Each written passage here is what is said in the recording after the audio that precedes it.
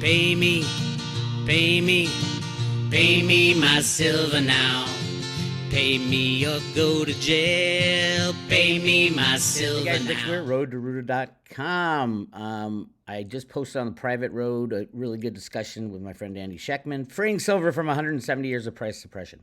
Now, that's where I think we are. Go check it out on the private road at Road to Ruta. And this morning, well, first of all, here we are on the one-year chart. As you can tell, these are the 200 and 100-day moving averages. Well below, lots of room to go up. This is where the criminality kicks in, where the entity, this was a one entity job here. This was JPMorgan. Everybody should be well aware of the fact that JPMorgan is back in the cat driver's seat for rigging the silver market.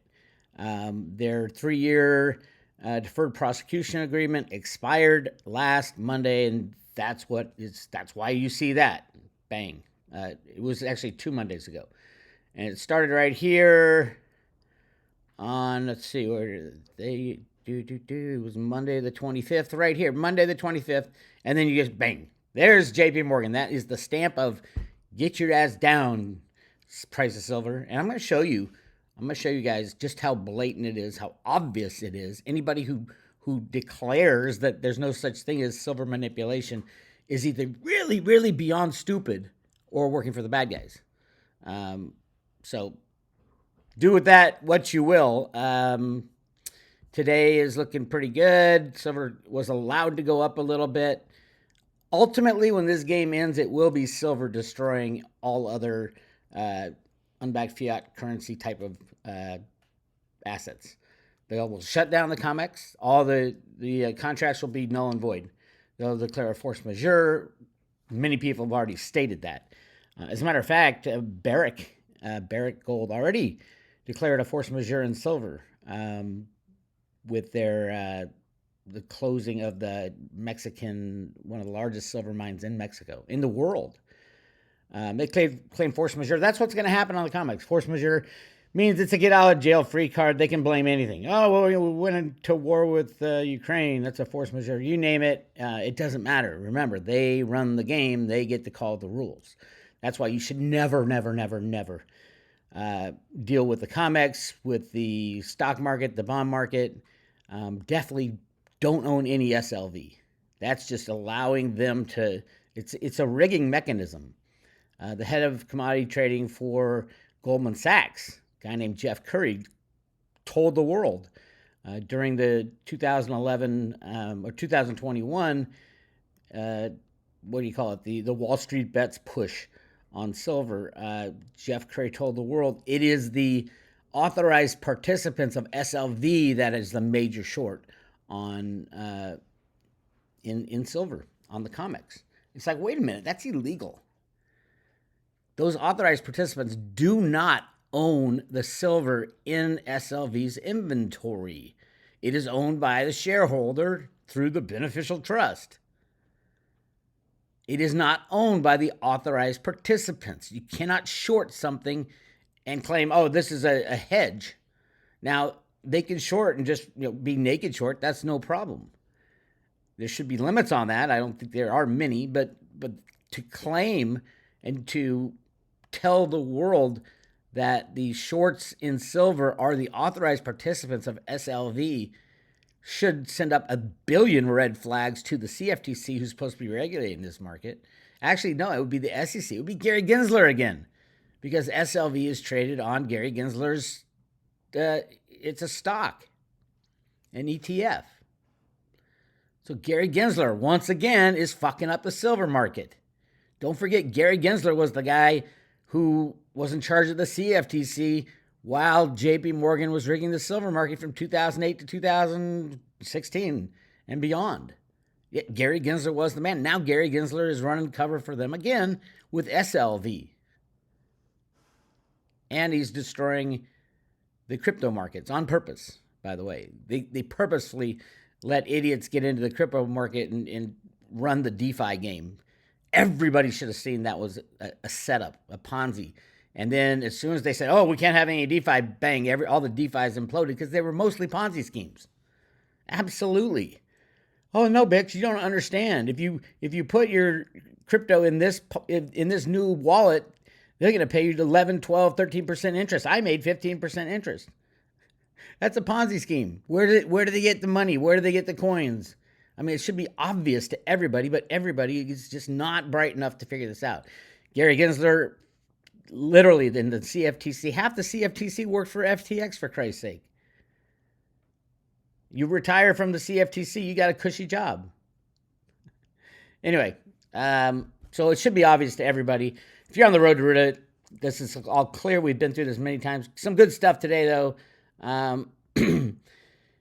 Look at this. Look at the volume. See how it's ramping really high and ramping down, down, down. That's all computer generated. They put that program on long before, months before probably. JPMorgan said, okay, when we get out of purgatory on the 25th of September, we are going to let it run for a little bit and then slam it and then keep slamming it, just like we did in 2011. You guys remember 2011? The spike to $50 and then the crash of the price of silver, creating an artificial bear market for the last 12 years. That was Jamie Dimon and his gang of criminals, Blythe Masters, and a guy named Bill Daley. Bill Daley was on Jamie Dimon's, what he called the SWAT team. If you have a problem, you had these guys, I'm going to send in my SWAT team member. Bill Daley led that group. And where did JPMorgan put Bill Daley? As Obama's chief of staff to allow silver first to go up. It's all done with computers. First to go up from $20 to $50 in the beginning of 2011. Then on May 1st to slam it down, destroy everybody. That was Bill Daley's doing. Barack Obama's chief of staff. He was there 1 year, started in January of 2011, left in January of 2012, and the price of silver was back under control. That's how they play the game. That's how these criminals roll. I hope everybody understands that. All right, but the interesting thing these days is the COMEX is pretty much stopped delivering metal. They have stopped delivering silver, which is a very good thing. Why is it a very good thing? Because that's where they beat us when the Hunt brothers tried to do it. When the Hunt brothers were buying up all this silver, they had over 100 million ounces of physical silver.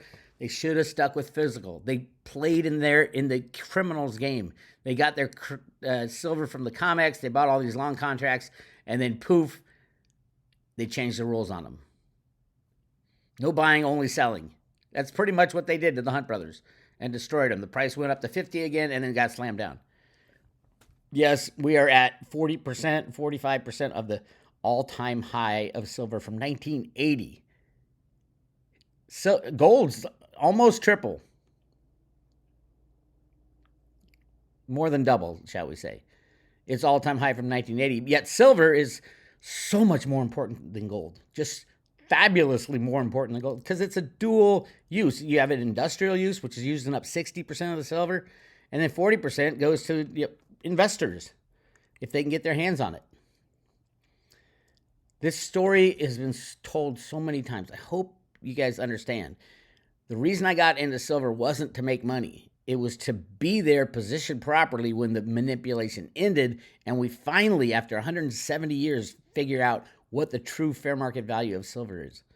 I think it's well over a couple $1,000s. I think gold and silver will go to ultimately 1-to-1. And gold will be trading about $5,000 and silver will be trading at about $5,000. Why? Because we don't have any silver and there's massive amounts of gold. I think the scary thing being a gold bug is thinking about, oh God, I can see how these banks are going to collapse. Everybody can see that. That will cause forced selling of any assets they have. So before they go bankrupt, they will be required by law to sell all their gold. They don't have any silver to sell all their gold into the market. What will it do? Who knows? There'll be plenty of buyers, governments, rich people who are smarter than the idiots who are in the SLV and COMEX and shit like that.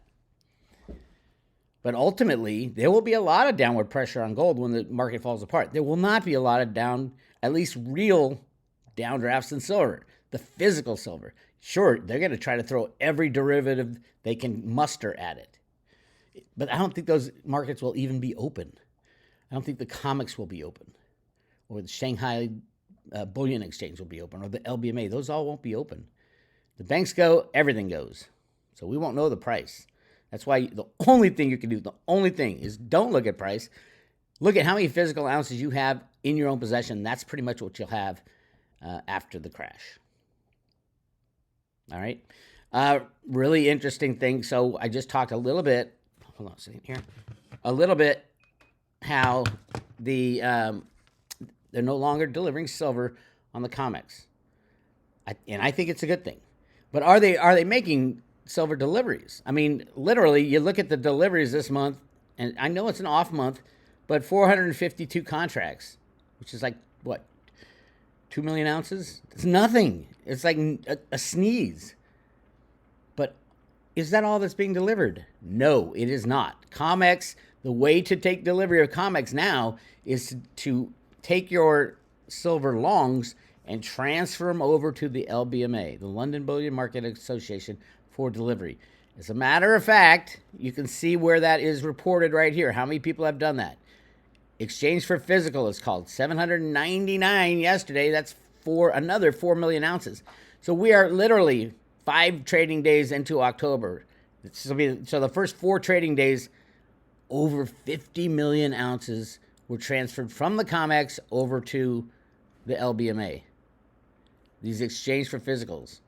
That's massive amounts of silver if it really does get converted into physical silver. But that's the only reason to do it.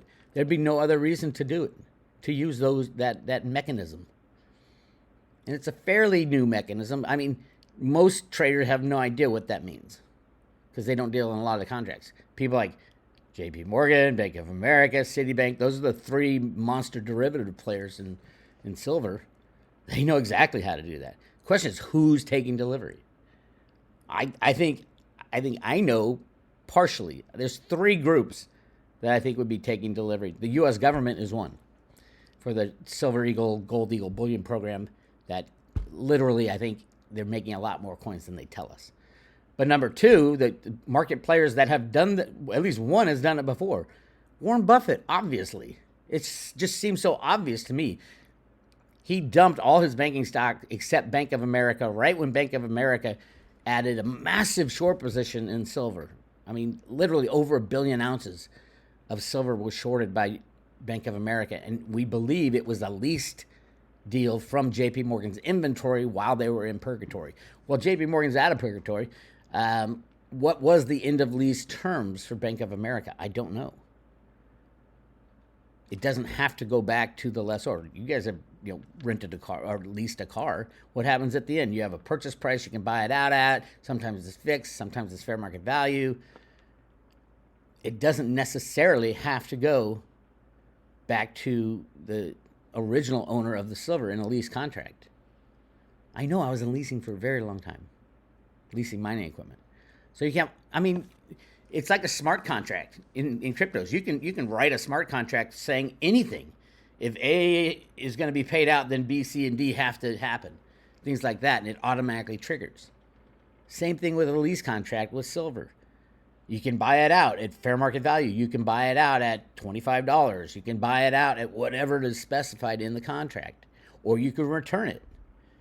I don't see much of this physical silver being returned to JPMorgan. I think they were, truthfully, I think the DOJ forced them to get rid of it.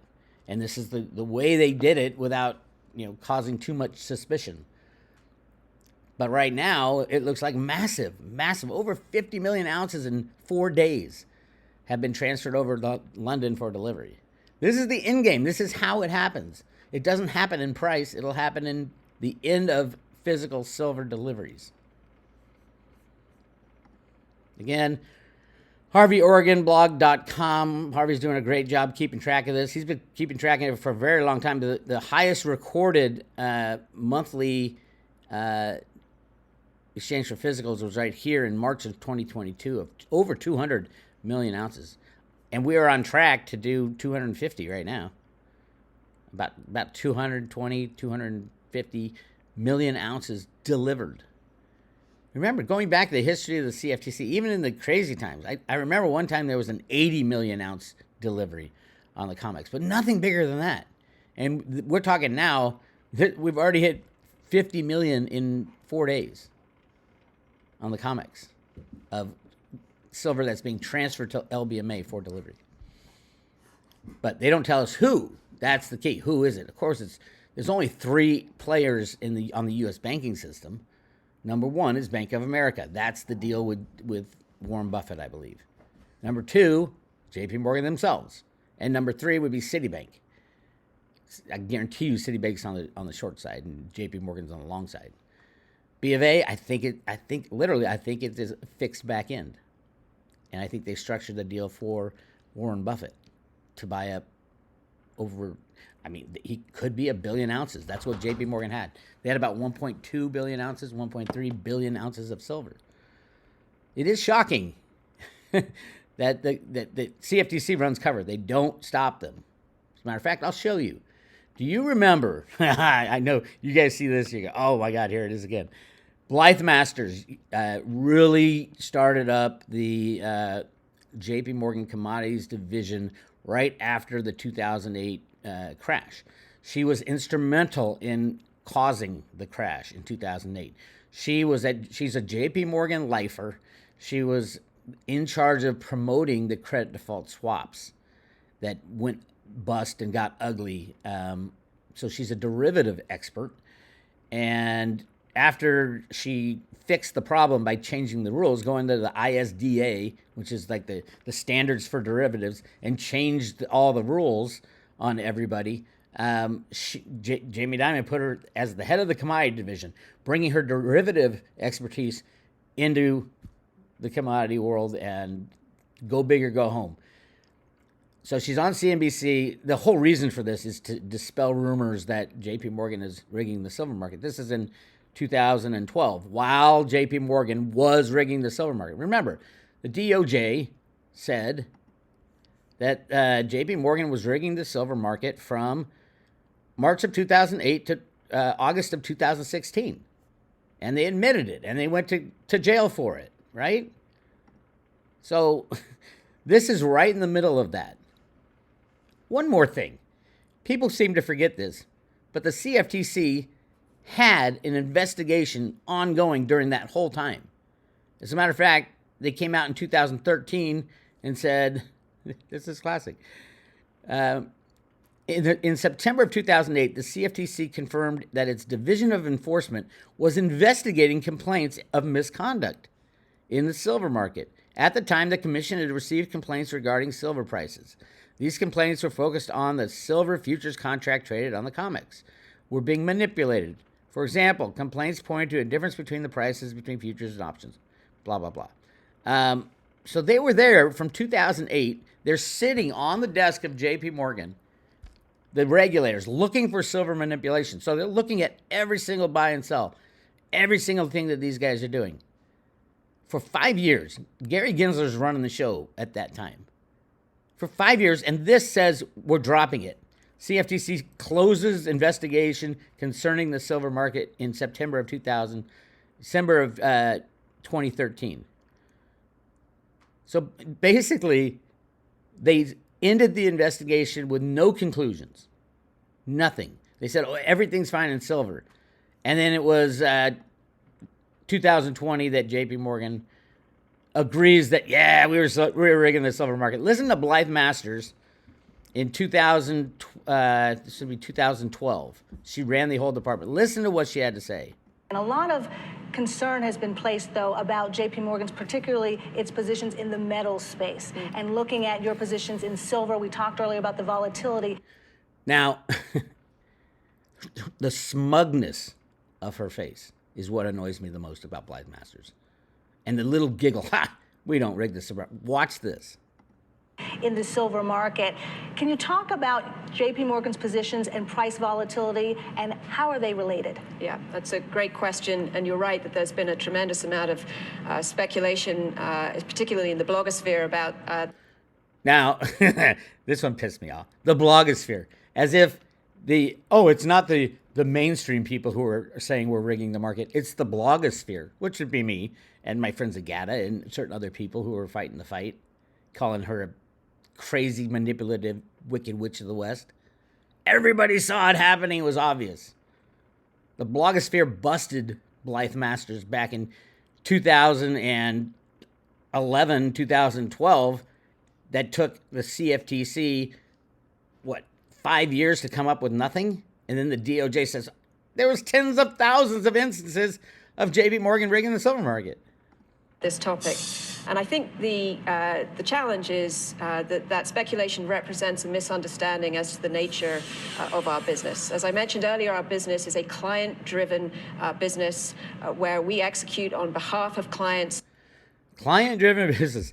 We execute on behalf of clients. She's not disavowing that they rig the market, but she does later. Keep listening. To achieve their financial and risk management objectives. The challenge is that commentators don't see all of that activity simultaneously. So just to give you a simple example, we store significant amounts of commodities, for example, silver. Yeah. Now, they are literally the custodian of all the SLV silver. And that's the largest silver stockpile in the world. Yeah, a little bit. And she claims, we do nothing for our own account. On behalf of customers, we operate vaults in New York City, in Singapore, and in London.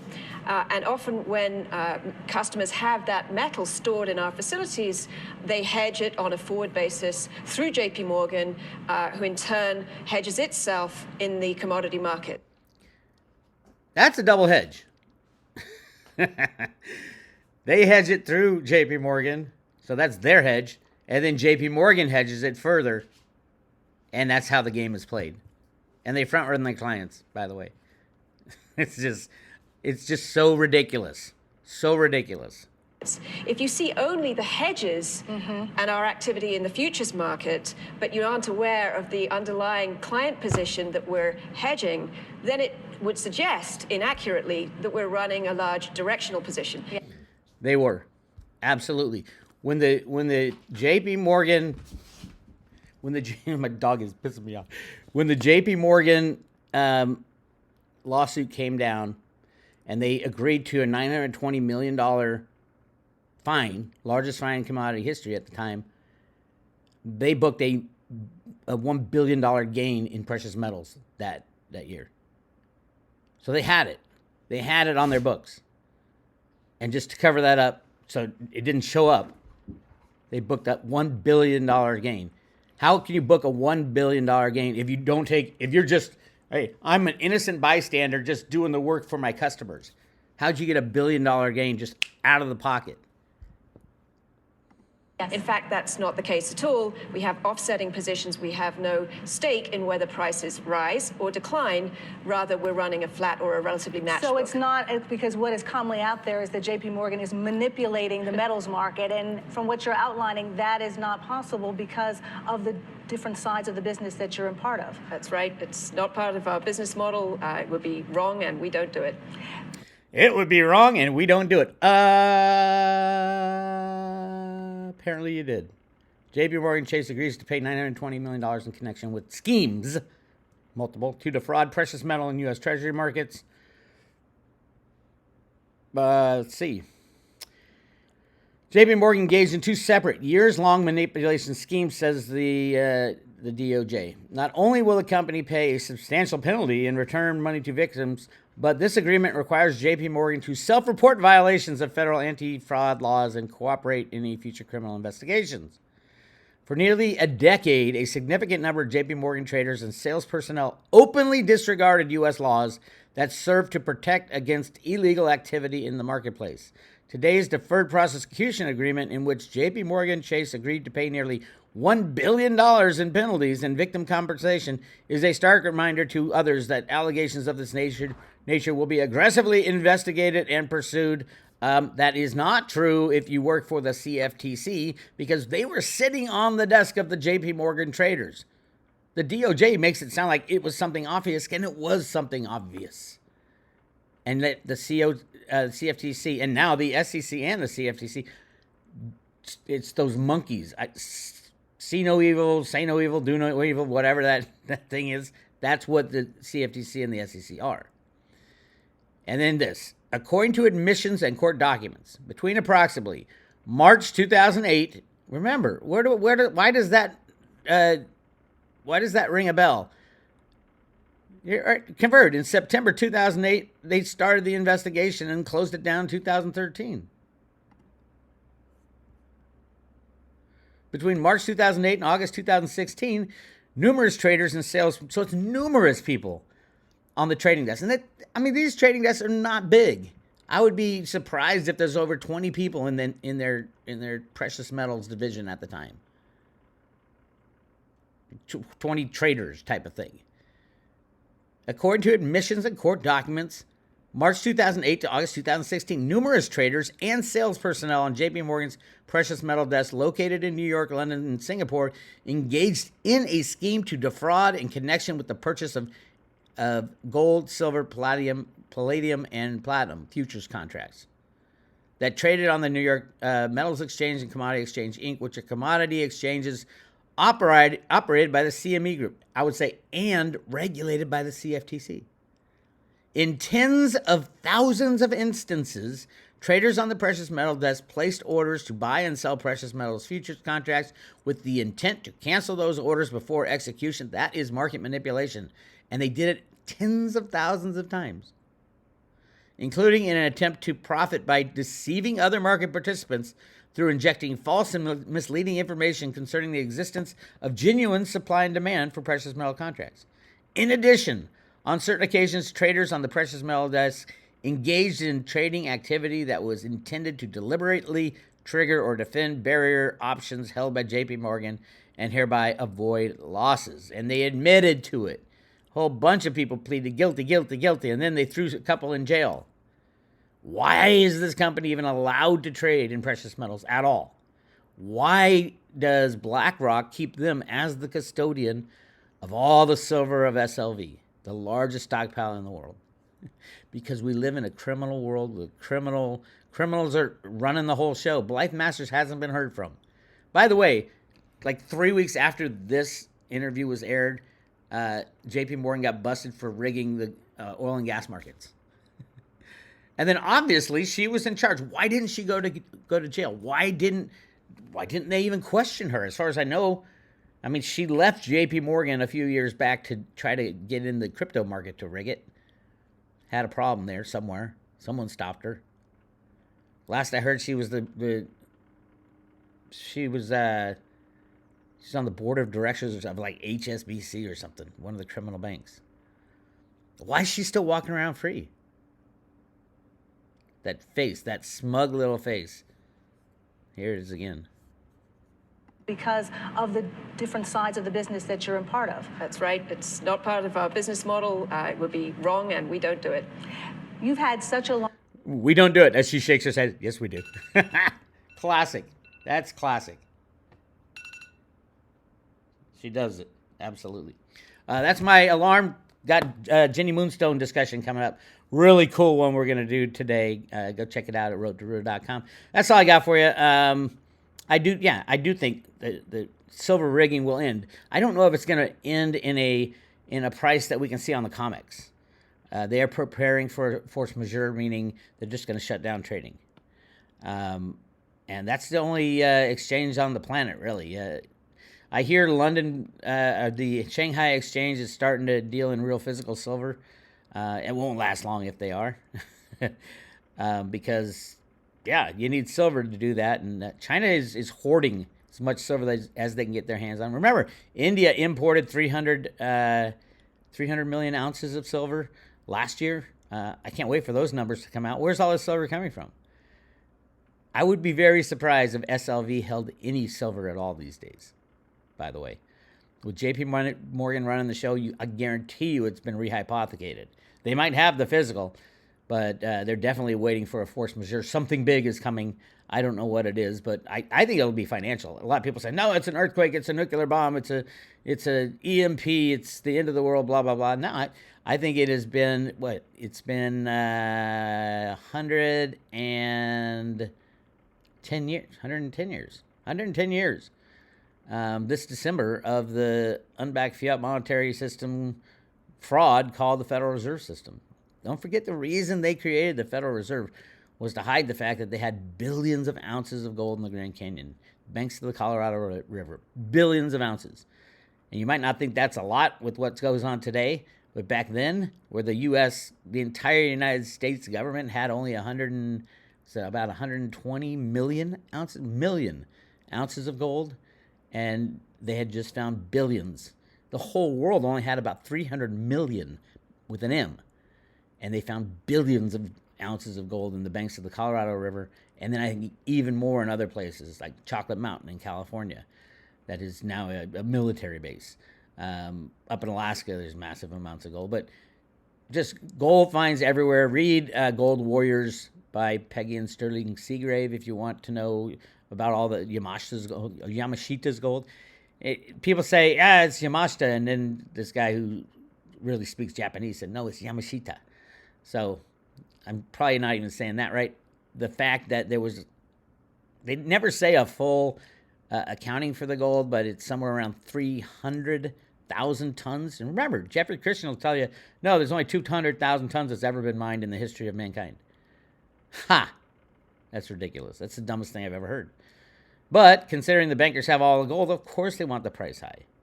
But in relation to fiat money, gold's going to go to infinity as well as silver.